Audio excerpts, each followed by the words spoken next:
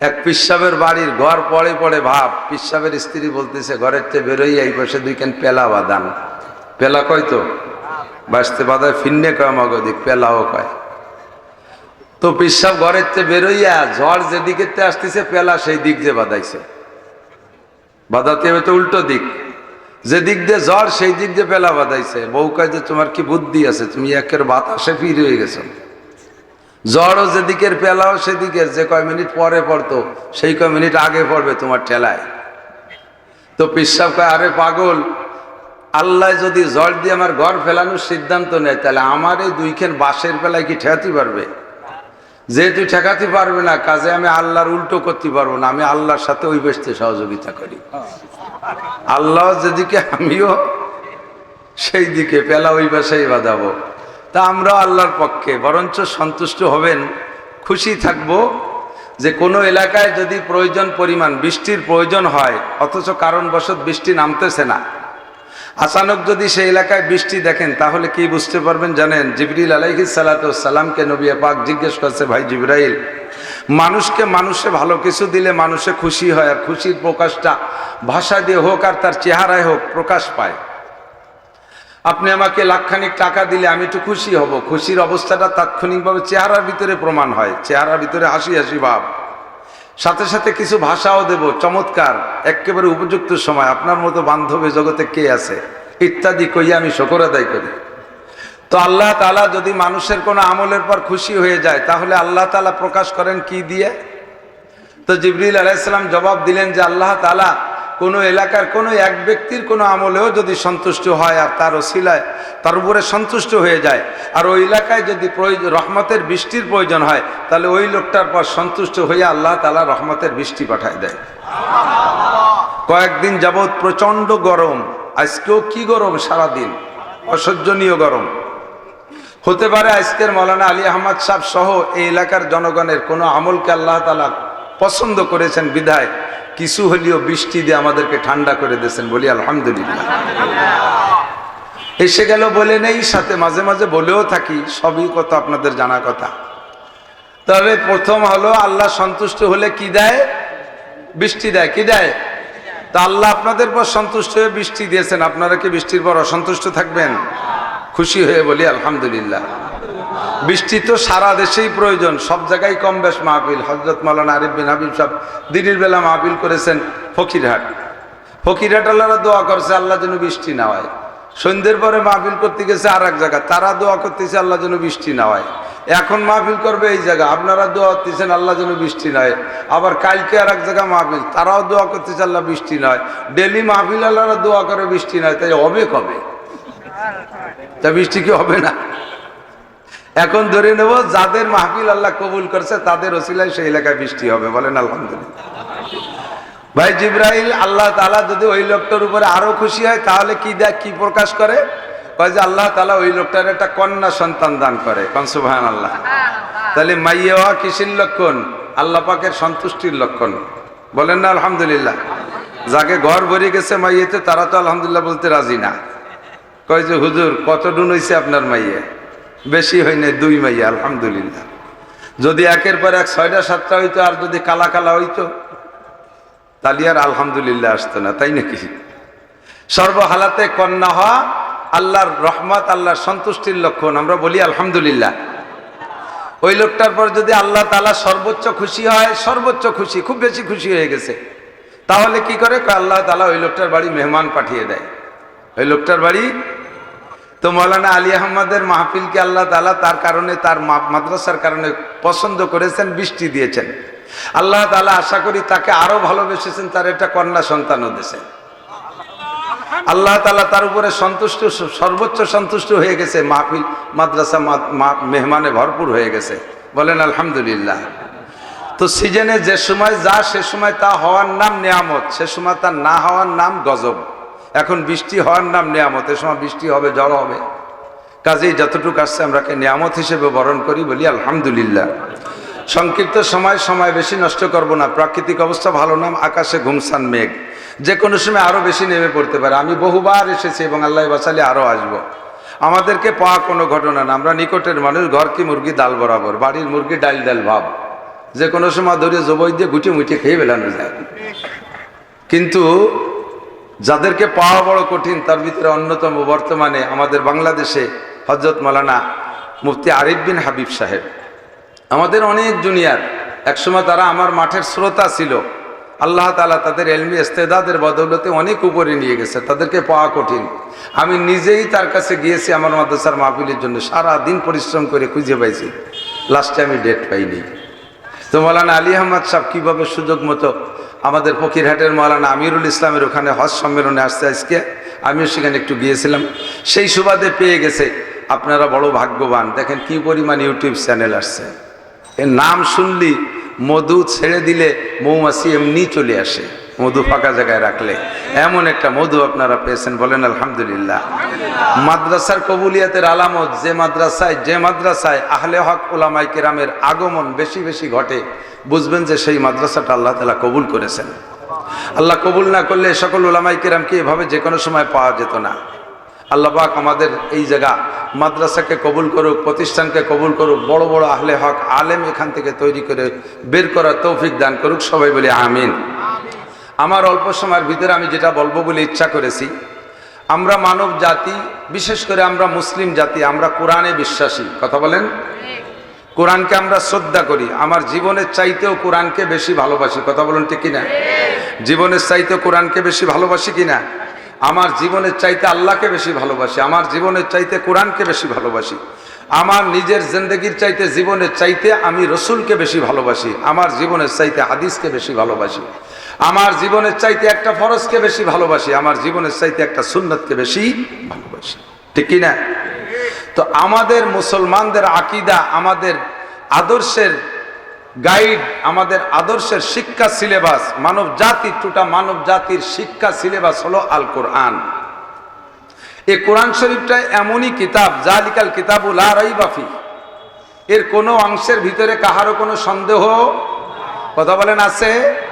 যদি কেউ সন্দেহ করেন, আল্লাহ পাক চ্যালেঞ্জ করে বলেন, ওয়াইন কুনতুম ফি রাইবিম মিম্মা নাযালনা আলা আবদিনা, তোমরা যদি কেউ আমার এই কোরআনের উপরে, আমার বান্দার উপরে যে কোরআন নাজিল করেছি, এর উপরে যদি তোমরা কেউ সন্দেহ করো, ফাতু বিসূরাতিম মিন মিসলি, তুমি এত বড় পণ্ডিত, এত বড় শিক্ষিত, এত বড় বিজ্ঞানী, তুমি এত দামি দামি অস্ত্র বানাও, তুমি মোবাইল বানাও, তুমি রকেট বানাও, তুমি অত্যাধুনিক কত যন্ত্রপাতি তুমি বানাইছো, তুমি এত বড় পণ্ডিত, ফাতু বিসূরাতিম মিন মিসলি, কোরআনকে বিশ্বাস করো না, কোরআনকে ভালোবাসো না, কোরআন মানতে মনে চায় না, কোরআনের সংবিধান তোমার ভালো লাগে না, কোরআনটা আমার মুহাম্মাদের রচিত বলে তোমার সন্দেহ হয়, তাহলে মুহাম্মদ তো লেখাপড়া জানে না, কোনো প্রাতিষ্ঠানিক লেখাপড়া সে করে নাই, কোনো স্কুল কলেজ মাদ্রাসায় সে পড়ে নাই, সে উম্মি মাদারজাত অশিক্ষিত মানুষ।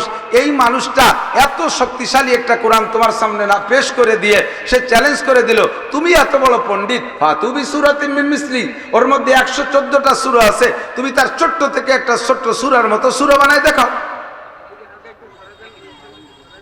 এখনো পর্যন্ত কোরআন নাজিল হওয়া থেকে নিয়ে সারা দুনিয়ার সমস্ত কাফেরদের আন্দোলন, ইহুদিদের আন্দোলন, নাসারাদের আন্দোলন, হিন্দুদের আন্দোলন, বুদ্ধদের আন্দোলন, খ্রিস্টানদের আন্দোলন, সকলের আন্দোলন হলো মুসলিম নিধন আন্দোলন, কোরআন নিধন আন্দোলন। আল্লাহর কোরআনকে দুনিয়া থেকে মুছে দেবে, এই কোরআনকে রাখবে না, এই আন্দোলন তারা চালিয়ে যাইতেছে। এই সারা দুনিয়ার সমস্ত পণ্ডিতরা আন্দোলনের ভিতরে ছোট্ট থেকে ছোট্ট একটা সূরা তোমরা তৈরি করে দেখাও, আজও পারে নাই, ইনশাআল্লাহ কিয়ামত পর্যন্ত পারবে? কথা বলেন, পারবে? পারবে না। এবং কোরআন ওয়ালাকে আল্লাহ তাআলা এমন যোগ্যতা দিয়েছেন, নবী পাক বলেন উতিতু ইলমাল আউয়ালিন ওয়াল আখিরিন, আল্লাহ তাআলা আমাকে আগেও পিছের সমস্ত ইলম দান করেছেন, বলেন সুবহানাল্লাহ। হুজুর আলাইহিস সালাম বলেন বুইস্তু মুআল্লিমা ওয়া মা বুইস্তু মুতাআল্লিমা, আমাকে আল্লাহ তাআলা ছাত্র হিসেবে পাঠায় নাই, দুনিয়ায় আমার কোনো ছাত্র নাই, দুনিয়ায় আমার কোনো ছাত্র, আমার কোনো শিক্ষক নাই। আমা বইস্তু মুতাআল্লিমা, আমি ছাত্র হিসেবে আসি নাই, মা আমাকে পড়াই নাই, আব্বা আমাকে পড়াই নাই, দাদা আমাকে পড়াই নাই, মক্কার কোনো মাস্টার আমার নাই, মদিনার কোনো মাস্টার নাই, দুনিয়ার জাগতিক কোনো মাস্টার আমার নাই, আমি কাহারো ছাত্র না। বইস্তু মুআল্লিমা, আল্লাহ তাআলা আমাকে উস্তাদ বানাই পাঠিয়েছেন, এবং এমন উস্তাদ সারা দুনিয়ার সমস্ত বিজ্ঞানীরা ঐক্য হয়ে যদি আমার নবীর সামনে এসে বসে, আমার নবীকে হারানোর জন্য নবীকে একটা অক্ষর শিখাইতে পারবে না, এবং নবীর থেকে সকলকে শিখিয়ে যেতে হবে। মাধ্যম কি? আল কোরআন। বলেন মাধ্যম কি? মাধ্যম কি আল কোরআন। আপনাদের বিশ্বাস আছে তো? কোরআনের কোন একটা আয়াত কি বর্তমানে অসামঞ্জস্য এই জামানায় চলে না, এরকম কোন অসল আয়াত কোরআন শরীফের মধ্যে আছে নাকি? এর ধারণা সেরকম আছে? যদি সামান্য ধারণা থাকে তাহলে আপনার ব্রেনকে ওয়াশ করেন, সমস্যা আছে, আপনার ব্রেনের মধ্যে ত্রুটি আছে, পাগলা কারদে পাঠাইতে হবে। পাবনা চলে যান, কিছুদিন চিকিৎসায় আসেন, তাহলে পাবনার পাগলা কারদের এই রোগের চিকিৎসা হয় না, এই রোগের চিকিৎসক আবার আলাদা। মুফতি নুরুল আমিন সাহেবের কাছে যান, হযরত মাওলানা মুশতাক আহমদ সাহেবের কাছে যাবেন, শিব্বির আহমদ সাহেবের কাছে যাবেন, চরমুনার পীর সাহেবের কাছে যাবেন, এরকম বড় বড় উলামায়ে কিরামদের পাগলা কারদে যাই আপনার এই পাগলামি সুস্থ হতে হবে, নইলে জাগতিক কোনো বই পুস্তক পড়ে এই পাগলামি সুস্থ হওয়া যাবে না। এ কোরআন শরীফ কি রসুলের জামানায় চলতো আর এখন চলে না এরকম? আর 10 বছর চলবে, তারপরে চলবে না এরকম? কিয়ামত পর্যন্ত চলবে কি চলবে না? চলবে, চলবে। কোরআনের আদর্শ আজ থেকে 1500 বছর আগেও যেমন চলতো এখনো চলে। দুনিয়ার মানব রচিত আদর্শ কিছুদিন চলে আর কিছুদিন পর পর তা নবায়ন করা লাগে। জাতীয় সংসদে যে সংসদ পরিচালনা হয়, যে সকল সংবিধান আছে, মাঝে মাঝে সরকার নিজেরাও থাকে, 20 বছরের ভিতরে সরকার, আওয়ামী লীগ সরকার কয়েকবারই তাদের এই কি বলা হয় সংবিধানকে পরিবর্তন করেছে। সংসদে যে সংবিধান পরিবর্তন হয়, আমাদের কোরআনের সংবিধান 1500 বছরে পরিবর্তন হয় নাই। আল্লাহ পাক তাও চ্যালেঞ্জ করে বলেছেন, লা তাবদীলা লিকালিমাতিল্লাহ, আমার এই সংবিধান কিয়ামত পর্যন্ত পরিবর্তন হবে। একটু বিশ্বাস করেন, স্বীকার করেন, কিয়ামত পর্যন্ত পরিবর্তন হবে? হবে না। তো এই কোরআন শরীফ 1500 বছর চললো, আরো যদি 1 কোটি বছর দুনিয়া থাকে চলবে কি চলবে না? হযরত আদম আলাইহিস সালাতু ওয়াস সালাম থেকে নিয়ে কোরআন দুনিয়ায় আসার আগ পর্যন্ত টাইম ছিল সর্বোচ্চ 7.5 বা 8.5 বছর। সর্বোচ্চ 8.5 বছর আদম আলাইহিস সালাম যখন দুনিয়া আসছে, নবী আলাইহিস সালাতু ওয়াস সালাম আসার আগ পর্যন্ত, আদম থেকে নিয়ে নবী আলাইহিস সালাম পর্যন্ত সর্বোচ্চ 8.5 বছর। এই পর্যন্ত ধরা হয় 9.5 বা 10,000 বছর আগে আদম আলাইহিস সালাম আসছে। তো যেই কোরআন 1500 বছর খুব বুঝতে হবে, এদিক তাকান, খুব বুঝতে হবে, যেই কোরআন চলমান এই বিজ্ঞানের যুগে 1500 বছর চললো, আরো 1 কোটি বছর পর্যন্ত চলার বিশ্বাস আমরা রাখি, কিয়ামত পর্যন্ত চলার বিশ্বাস আমরা রাখি। এই কোরআন শরীফ যদি আদম আলাইহিস সালামকে আল্লাহ তাআলা দিতেন, তাহলে মাঝে আরো 103 খানা, 104 খানা না মোট আসমানি কিতাব, মাঝে যে 103 খানা আসমানি কিতাবের আগে চলে গেছে, এই কিতাবগুলো তো লাগতো না, শুধু এক কোরআন শরীফ আদম আলাইহিস সালামের কাছে পাঠাই দিলে এই দিয়ে তো কিয়ামত পর্যন্ত চলা যেত। বুঝেন না এই কথা? ঠিক কি না? এই 1500 বছর চললো, আরো কিয়ামত পর্যন্ত চলবে বলে আমরা স্বীকার করে নিলাম। তাহলে ওই কয় বছর আল্লাহ তাআলা এত কিতাব কেন দিলেন? আল্লাহ পাক রব্বুল আলামিন জানেন রূহের জগৎ থেকে মানুষকে দুনিয়ায় পাঠাইছেন কোন জামানায় কেমন যোগ্যতা দিয়ে মানুষ পাঠাইছেন। যে জামানার মানুষের যোগ্যতা যেমন, সেই জামানার জন্য আল্লাহ তাআলা নবীও রেখেছেন সেরকম, সেই জামানার জন্য কিতাবও রেখেছেন সেরকম। কোরআন শরীফ এমন কিতাব, এত বিজ্ঞান ভরপুর কিতাব, এই কিতাবটাকে আদম আলাইহিস সালামের জামানায় দিলে তারা এই কিতাব থেকে বুঝতো না, এজন্য আল্লাহ তাআলা দেন নাই।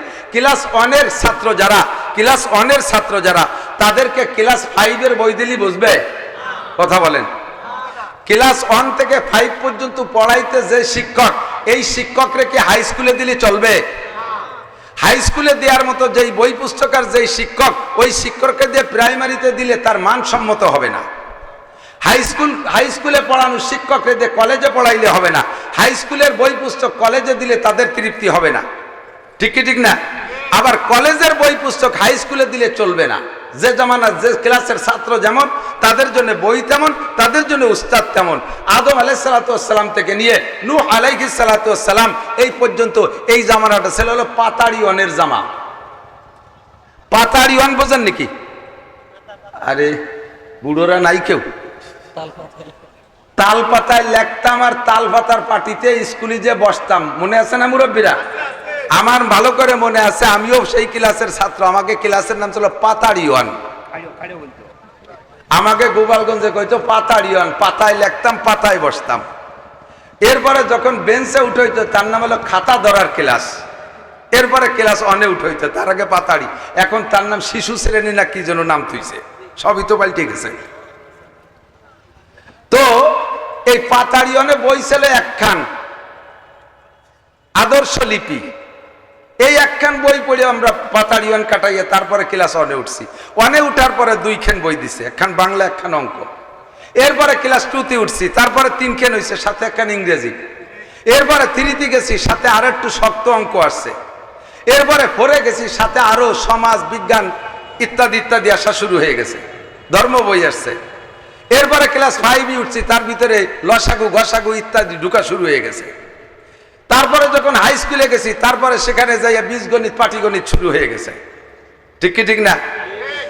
আমরা যোগ্যতা যেমন নিছি, বই তেমন আসছে, উস্তাদও তেমন।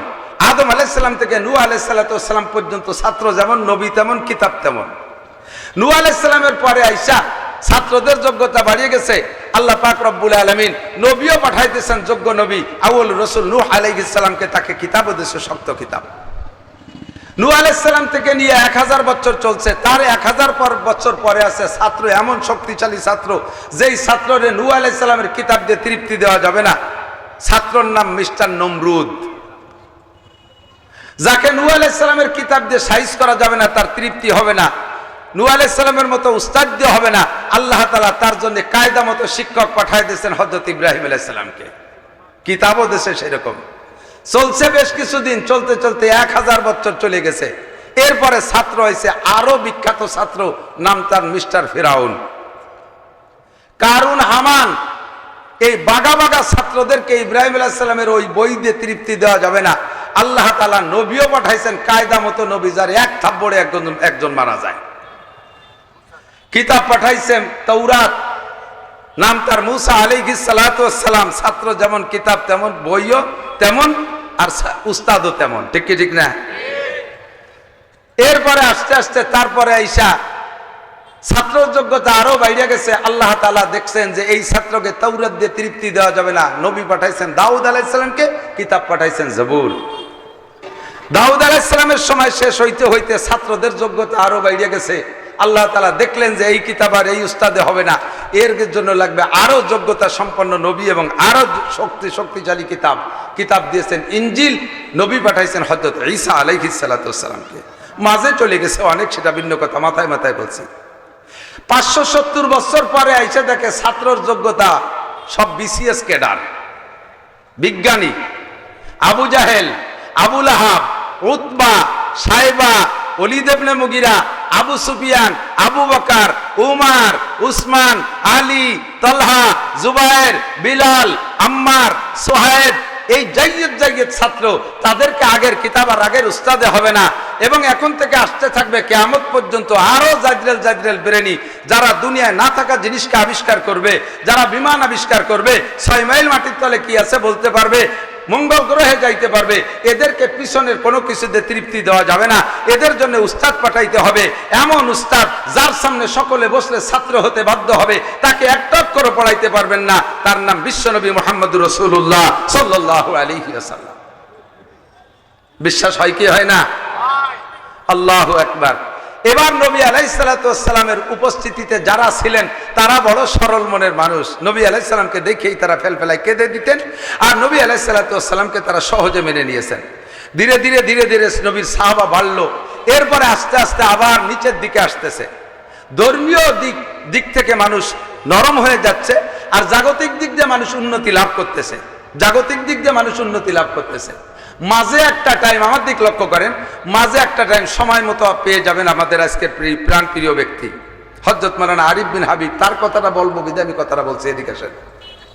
মাঝে একটা টাইম আমরা যারা ছিলাম, আমাদের মাঝেও চলে গেছে হযরত মাওলানা আলী হোসেন সাহেব হুজুর, এখনো বেঁচে আছেন। হযরত মাওলানা আব্দুল মাহমুদ সাহেব, তারপরে সেনাটির হুজুর ছিলেন, এরপরে মাওলানা রুহুল আমিন সাহেব ছিলেন। তার আগে আরো যারা ছিলেন, শ্রোতাও ছিল ওই কোয়ালিটির, অত দলিল বর্ষার ধার ধারতো না, দিলটা এত নরম ছিল, যা বলতো তাই শুনে ফেলায় কান্দি দিত। এখন ছাত্রর যোগ্যতা হয়েছে প্রত্যেকের হাতে মোবাইল, আন্তর্জাতিক ছাত্র, ডাক হইতে নম্বর যে কয় সেই বক্তাই বড় বক্তা। তাইতে সে ভুল কোক আর ঠিক কোক, মেডিকেল কি কয় মিডিয়ায় আইসা ডাক নম্বর বলে দেয়, বাইবেলে এই জায়গা আছে, গীতায় এই জায়গা আছে, পুরাণে এত নম্বর পৃষ্ঠায় আছে, এইটি আছে। এই ডাক খৈতের নম্বর বলিয়ে দেওয়া যখন শুরু হয়ে গেছে তখন শ্রোতাদের ভিতরে সেই জাতীয় চাহিদা এসে গেছে। আমরা মধ্যযুগীয় বক্তারা ডাক খৈতের নম্বর বলতে পারি না, এখন আমাদের মার্কেট প্রায় খেয়ে ভেলানোর কায়দা মিডিয়া আলারা। আল্লাহ তাআলা সময় মতো আমাদের জন্য ডাক খৈতের নম্বর বলা মানুষ পাঠায় দিয়েছে, তার নাম হযরত মাওলানা মুফতি আরিফ বিন হাবিব, হযরত মাওলানা আলী হাসান উসামা, হযরত মাওলানা রিজাউল করিম আবরার, হযরত মাওলানা শেখ আহমদুল্লাহ। এরা বহুত বড় বড় মানুষ। আমি তাদের অ্যাড দিচ্ছি, আরে কোনো বক্তার অ্যাড দেয় না নিজের মার্কেট নষ্ট হওয়ার ভয়তে। ওই জাতীয় কৃপণতা আমার মধ্যে নাই। আমি চাই বড়রা আসুক, আমি চাই আরো বড়রা আসুক, আমাদের যোগ্য সন্তানগুলো তৈরি হয়ে আসুক। আল্লাহ আজীব এক তামাশা। আমি তার বয়ান গাড়িতে বসে শুনি, তার বয়ান গাড়িতে বসে শুনি কিভাবে এত হাদিসের পৃষ্ঠা নাম্বার হাদিস নাম্বার বলে, আমার মাথায় ধরে না। একসময় ইমামে বুখারী রহমাতুল্লাহ আলাইহির ব্রেন সম্পর্কে আশ্চর্য হইতাম, আল্লামা আনোয়ার শাহ কাশ্মীরি রহমাতুল্লাহ আলাইহির ব্রেন সম্পর্কে আশ্চর্য হইতাম। আল্লামা আনোয়ার শাহ কাশ্মীরি আল্লামা আনোয়ার শাহ কাশ্মীরি রহমাতুল্লাহ বাজারের মধ্যে দিয়ে হাঁটতেন। স্বাভাবিকভাবে বাজারের যে হাজার হাজার মানুষের এলোমেলো উড়ো কথা এ কানে ঢুকলে উনার 40 বছর মনে থাকতো। কেউ আশ্চর্য, আপনার কয়েকদিন মন থাকে। আমারে তো আমার ছেলে মেয়ের নাম জিজ্ঞেস করলে গুড়াইতে কতি কতি আসা লাগে। 5 নম্বরটার নাম জিজ্ঞেস করছে, শুরুতে শুরু হরি, শেষ ওইটার দাঁড়িয়েছে ঠিক।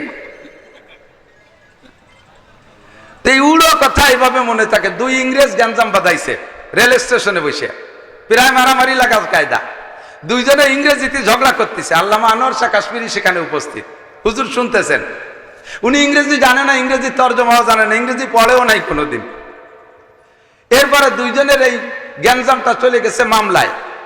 তো মামলায় যার পর তো সাক্ষী চাইবে, সাক্ষী শুধু এই মৌলবী ছাড়া আর কেউ নেই। তখন বলছে তোমাদের সাক্ষীকে কয় যে সাক্ষী তো কেউ নেই, ছেলে এক মৌলবী, খুঁজে দেওয়া আছে নাকি সে। এবার পাইছে সে মৌলবীরে, ডেকে নেছে, আপনি কি এনাদের গ্যাঞ্জাম শুনেছেন? বলে যে শুনেছি। কে কি বলছে বলতে পারবেন? কয় যে আমি ইংরেজি তো বুঝি না, কিটা কি কারে কি কইছে তা তো বুঝতে পাই নাই। তাই কেমন সাক্ষী?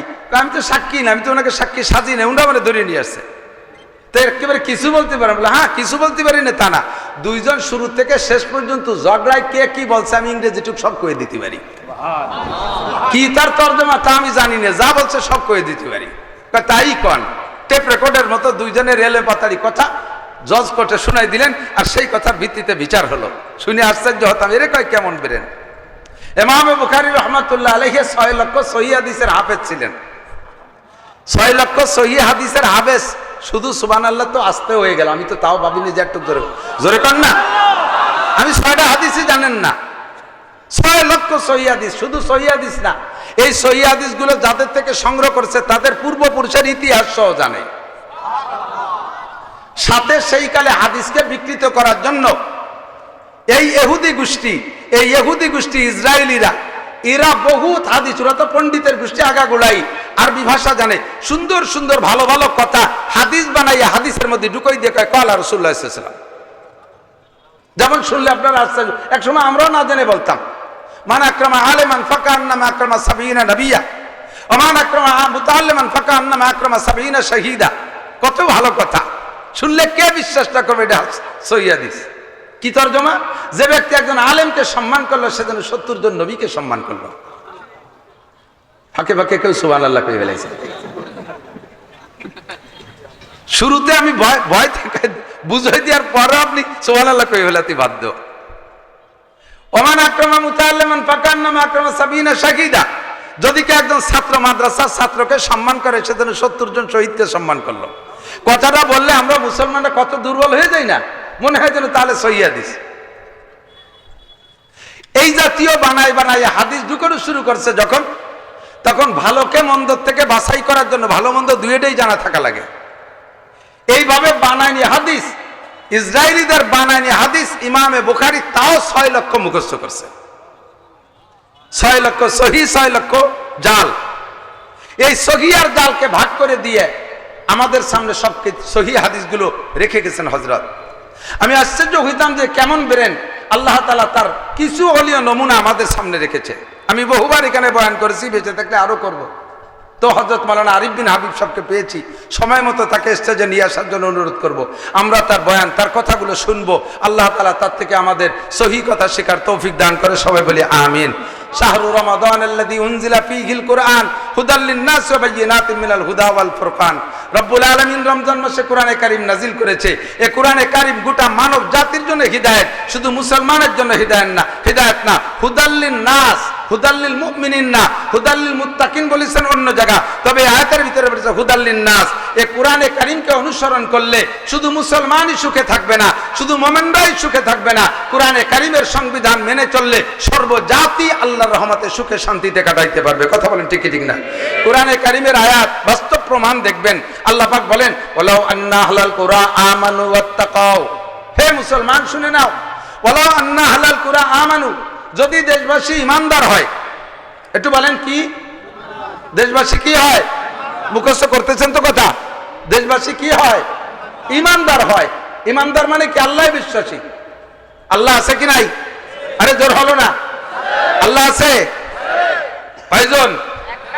কয়জন? কুল হুয়াল্লাহু আহাদ। পড়েন কুল হুয়াল্লাহু আহাদ আল্লাহুস সামাদ। আমার আল্লাহ কারো কাছে ঠেকা, কারো মুখাপেক্ষী। বছরে একবার আল্লাহর রং উঠে যায়, বিদেশি মিস্ত্রি এনে আল্লাহরে রং দিয়া লাগে। বছর শেষে হতে আল্লাহর হাত পা দুর্বল হয়ে যায়, পিছন দিয়ে বাঁশ বাঁধাই দিয়ে ঠেলি রাখা লাগে। আমার আল্লাহ যেমন আছে তেমনই আছে। কথা বলেন ঠিক না? লাম ইয়ালিদ ওয়া লাম ইউলাদ। আমার আল্লাহর সন্তানও নেই, আমার আল্লাহর আব্বা মাও নেই। আমার আল্লাহ জন্ম দেয় না, আল্লাহ জন্ম নেয়। ওয়ালাম ইয়াকুল লাহু কুফুয়ান আহাদ। তার সমকক্ষ এই জগতে আর কেউ নেই। এই আল্লাহকে পরিপূর্ণ বিশ্বাস, ইমানদার হন। 2 নম্বরে ওয়াত্তাকাও, এই আল্লাহকে ভয় পান। আমার মুসলমান প্রিয় বন্ধুরা, আল্লাহকে ভয় পান। 2টা কাজ, মাত্র কয়টা? অনলি 2টা কাজ, কাজ মেলা না, 2টা কাজ, একেবারে সিলেক্ট 2টা কাজ।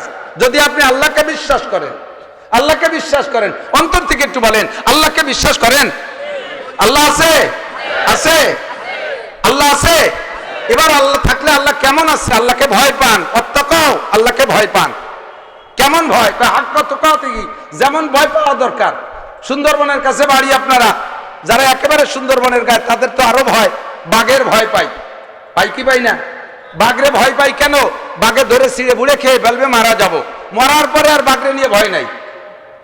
বাঘে মারে মেরে ফেলাইছে, মরার পরে আর বাঘের ভয় পাই না। সাপরে ভয় পাই, কামড়াবে, মারা যাব। আগুনরে ভয় পাই, পুড়ে গেলেই মারা যাব। জজরে ভয় পাই, ফাঁসি দিয়ে মেরে ফেলবে, এই পর্যন্ত জজের ভয় শেষ। দুনিয়ার যা কিছুকে ভয় পাই, তার ভয়ের একটা সীমা রেখা আছে, এই পর্যন্ত ভয় শেষ। কিন্তু আল্লাহকে ভয় পাবো কেন? দুনিয়ায় শেষ না, আমার মূল হিসাব নিকাশ আখিরাতে। লম্বা একটা টাইম আমার সামনে আছে। আমার হায়াতুদ দুনিয়া ইল্লা কালিল, এই দুনিয়ার জিন্দেগি একেবারে সামান্য। ওয়া ইন্নাদ দারাল আখিরাতা লাহিয়াল হায়াওয়ান, আসল জিন্দেগি হলো আখিরাতের জিন্দেগি। অনাদি অনন্তকাল, যার শেষ নাই, শুরু আছে তো শেষ নাই, তো শেষই নাই।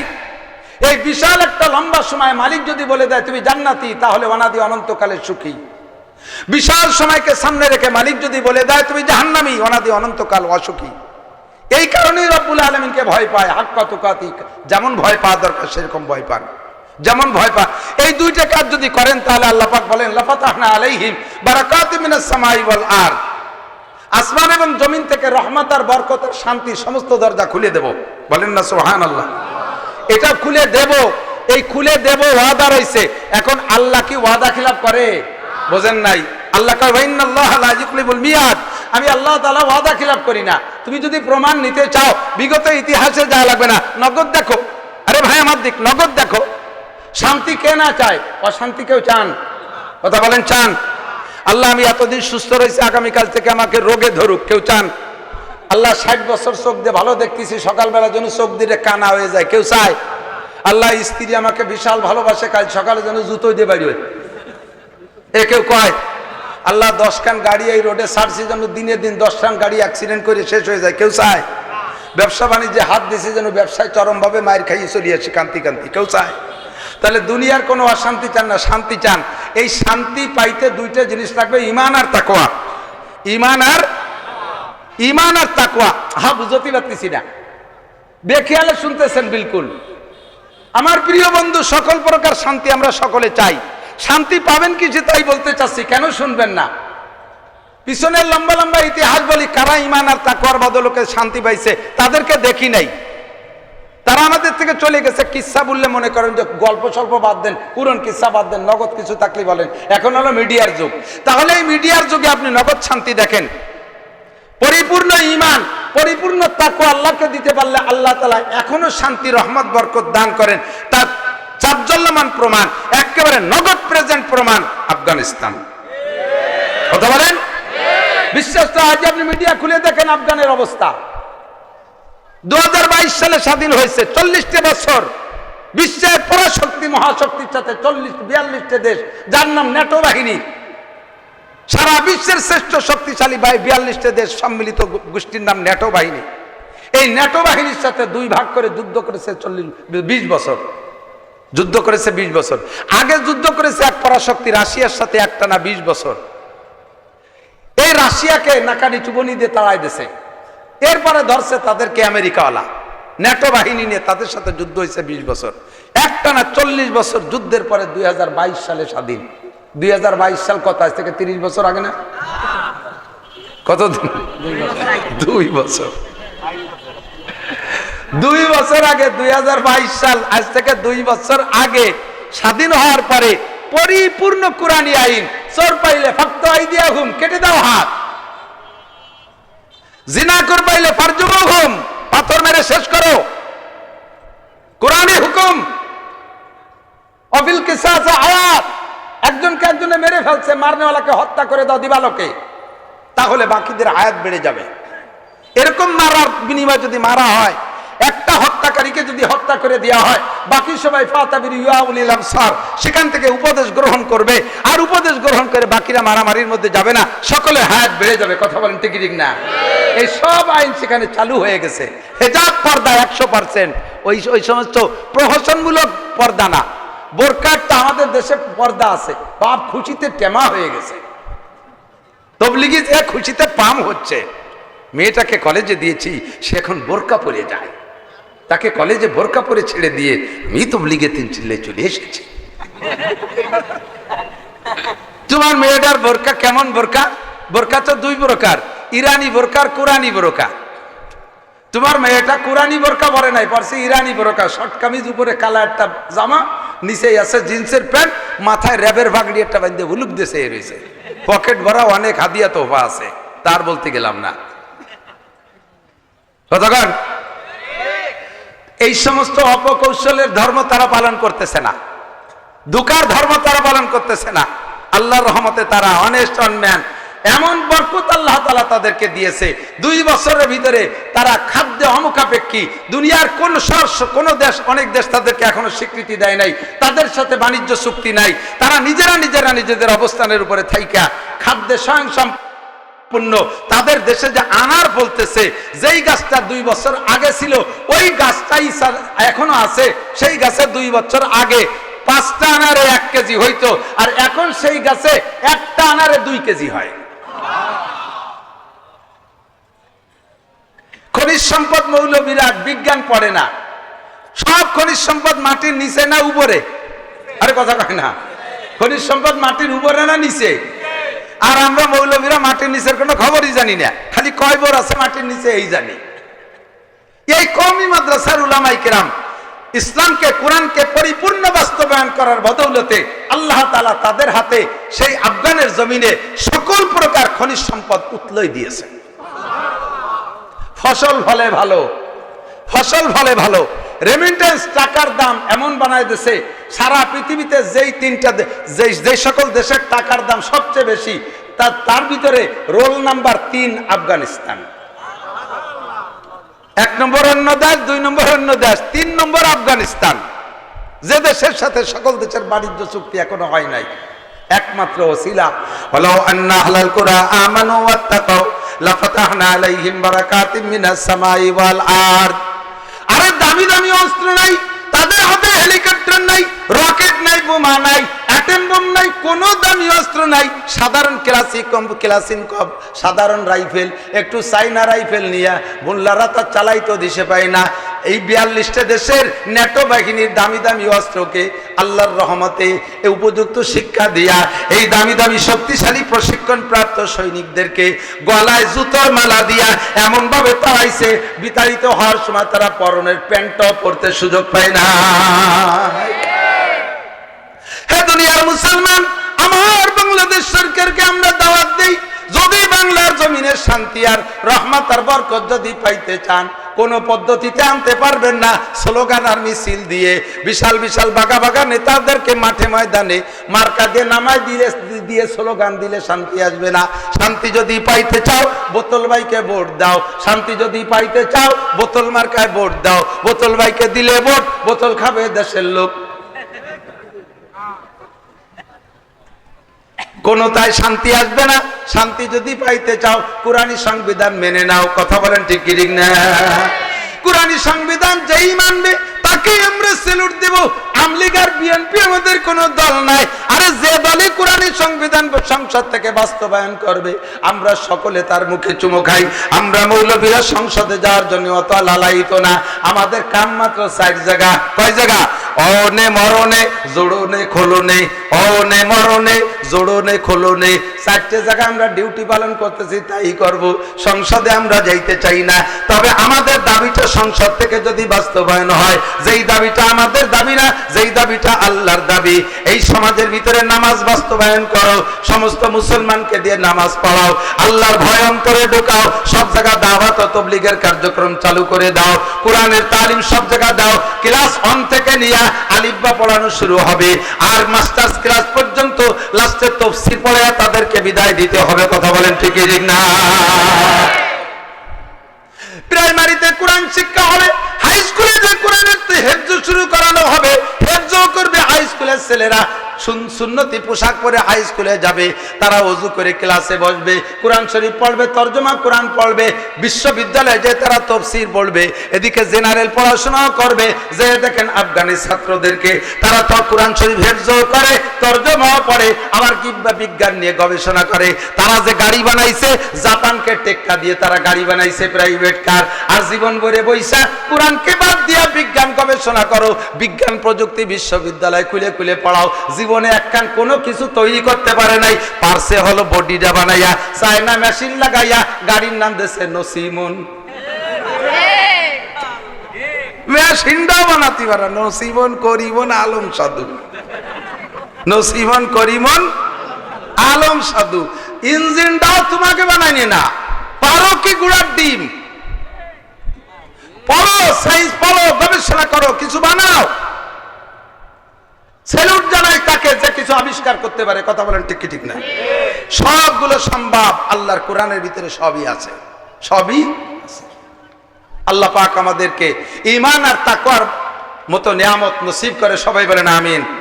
আল্লাহ পাক আমাদের সকলকে পাক্কা নামাজি, দিনদার, পরহেজগার বানায় দিক, বলেন আমিন।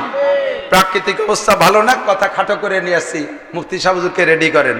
2 নম্বর, আমাদের আল্লাহর রহমতে, এ ভাই এদিক তাকান, দুনিয়ায় সবচাইতে দামি মেশিনের নাম কি জানা আছে নাকি? Thank you. সবচেয়ে দামি মেশিনের নাম মানুষ। আরে কথা কয় না। বিমানের ইঞ্জিন বানায়, তাকে আরেকটা ইঞ্জিনই বানায় না, মানুষে বানায়? আরে আরেকটা ইঞ্জিনেই বানায়, সেই ইঞ্জিনটারে বানাইছে কেটা? আরেকটা ইঞ্জিনই, সেই ইঞ্জিনটারে বানাইছে কেটা? লাস্টের ইঞ্জিনিয়ার তো মানুষে বানাইছে, ঠিক না? তা মানুষের চাইতে দামি ইঞ্জিন কি আর আছে? মানুষের চেয়ে দামি ইঞ্জিন আর হতে পারে না। এই দামি ইঞ্জিনটাকে অরিজিনাল দামি বানায় রাখার জন্য যেই ইন্ডাস্ট্রি, যেই কারখানা, সেই কারখানা হলো কওমি মাদ্রাসা। যেমন মানুষ বলে আমরা কামনা করি, সেরকম মানুষ তৈরি হয় এখানে। একটা মানুষ ভদ্র হোক, চান কি চান না? আরে কথা কয় না। গালাগালি করুক, এটা কি চান? মদ খাক, এটা চান? গাঁজা বা ফেন্সিডিল খাক, এটা কি চান? চুরি ডাকাতি করুক, এটা কি চান? সন্ত্রাসী করুক, এটা কি চান? নুচ্ছমি করুক, এটা কি চান? তাহলে কোন প্রকার অশ্লীলতা চান না। যেই মেশিন থেকে সেই মেশিন তৈরি একমাত্র কওমি মাদ্রাসায় হয়। আর কোথায় এরকম পারফেক্ট মানুষ তৈরি হয়? আর যে জায়গায় বলি না কেন, বলতে গেলে নাম ধরে বলবো না, সমালোচনা হয়ে যাবে। হাত দিয়ে দেখেন, চোর চুট্টা ঘুষখোর সুদখোর মাগিবাজ ফাঁকিবাজ লম্পট লুচ্চো টোন মারে মন মারে রাস্তা মারে কাল মারে বিজিএফ কার্ড মারে পঙ্গু ভাতা মারে বয়স্ক ভাতা মারে খায় করোনা ভাতা মারে খায় রাস্তার পিস কুয়া খাইয়ে ফেলাই দেয় কারেন্টের খাম্বা খেয়ে ফেলাই দেয় কারেন্টের মুড়াই নিয়ে তার পর্যন্ত গিলে খেয়ে ফেলাই দেয় কোনো হুজুর হাটাজারির হুজুর পটিয়ার হুজুর বাবুনগর জিরি নাজিরাট লালবাগ ফরিদাবাদ মালিবাগ যাত্রাবাড়ি গড়ডাঙ্গা কাসেমুল উলুম খাদেমুল উলুম দারুল উলুম শামসুল উলুম ভট্টকনকপুর এ কোন মাদ্রাসার হুজুররা এগুলো খায় না যেগুলো সর্বশ্রেষ্ঠ দুর্নীতি এর একটা উলামায়ে কেরাম করতে পারে না কথা বলেন ঠিক ঠিক না একটা শ্রেষ্ঠ ইঞ্জিন থেকে যা কামনা করছি সেই শ্রেষ্ঠত্ব যদি পাইতে হয় তাহলে কারখানাটা সে চিনে নিতে হবে সেই কারখানা এখানে দেখেন এক জায়গার ছাত্রদের সাথে সাক্ষাৎ হলে কেমন কথা বলে কত বিনয়ী আসসালামু আলাইকুম রহমতুল্লাহ সালাম তো আমাকে অনেকেই দেয় ঢোকার সময় বহুত সালাম পাই সালাম একদল আমারে সালাম দেয় সালাম হুজুর কেমন আছেন কয় টিপ মারি আইছেন আজকে তো ভালোই কামাই হয়েছে কাকা আজকে কি ওয়াজ করবেন আমার সাথে সাক্ষাৎ করতেছি আমি কই তোর ভাই ধরি তুই আর সাক্ষাৎ করিস না এ কি কথা আইছে যায় তোরছে হুজুর আপনি আমি আপনার বিশাল ফ্যান মুখ দিয়ে বক্কাত করে যে বিড়ির গন্ধ বাড়াইছে আমি বমিয়ে দিছি আমার ফ্যান সে কিসির ফ্যান বাতের ফ্যান না বিড়ির ফ্যান